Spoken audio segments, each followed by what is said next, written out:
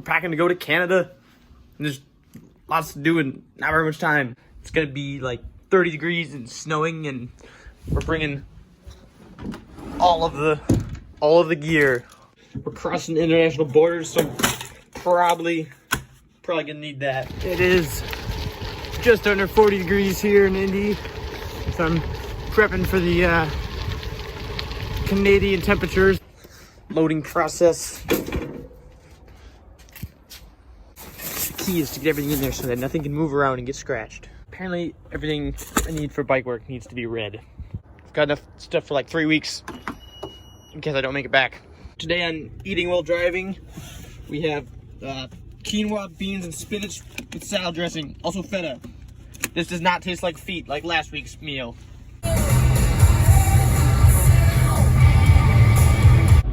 Pretty sure that's the bus from Harry Potter.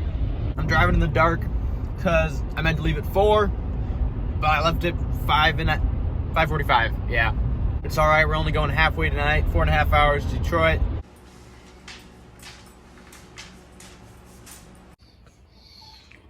Come on, Fred. Fred, you can do it. Come on, buddy. I know it's scary. Come on, Fred. Come on. Come on.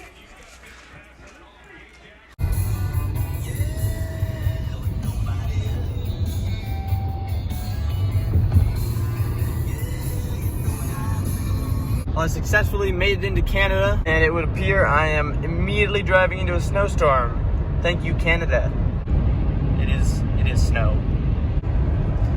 I just got gas, but I have no idea how much money I spent or how many gallons or liters I got, and it turns out I only got half a tank. Optimal winter footwear. I think it's like 25, 30 degrees out. I'd check, but I don't have service because I forgot I'm in a foreign country. Even though Ontario feels like one big continuation of the Midwest. Right, we're dressed now for frigid temperatures.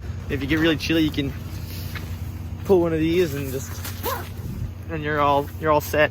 I'm spinning out the legs a little bit before I hop on course. Make sure I shake out the drive before I hit any kind of effort. The course barriers are a little aggressive this year. We have here the Georgian Bay, I think. Part of Lake Huron. I know that's right. I think. Frozen Chunkies. Merry Christmas. Cooler under my wheel to keep it cold while I was at a restaurant. And I naturally forgot. Drove a little bit to turn the car around, but she skidded and still in good shape. We're gonna go do some course pre-ride. It's 35 degrees and sunny. Feels like summer. Right, it's 4 o'clock here in Canada, so it's getting dark. Here we have official JM coaching athlete Dylan Zakrajsek / roommate / racer / pit support for the weekend. How'd your race go today in the juniors? It went really good. I got 7. It was a really fast field, so it's good to get the experience with all those guys. All right, now Dylan's gonna interview me. But I have a video that's not being filmed by myself. I got 8th today in the C2. Some solid Americans and Canadians, and I think it's just gonna get wet and cold, and we'll see what happens tomorrow. Awesome. Day 2, a little bit of rain, no snow, and it's warm. Well, I've made it back across the border successfully. The officers are incredibly confused by what cyclocross is, and they have a lot of questions. But they now know what a wheel pit is, and they now understand why you need 2 bikes for cyclocross and what the entire sport is. So there's that. Today was not quite what I was hoping. As good as yesterday was, today was bad, unfortunately. Just had some issues with the body, and the legs just weren't going. Yeah, just definitely pretty disappointing. Ended up 13th. I was 8th yesterday in the Elite C2. So yeah, not what I was hoping. But I mean, that's just racing sometimes, and that's just the cards you're dealt. It's definitely definitely one of those days that makes you feel pretty bummed out. Especially a lot of preparation, a lot of work going into a big race like this, and you're obviously, everybody's hoping for a good result.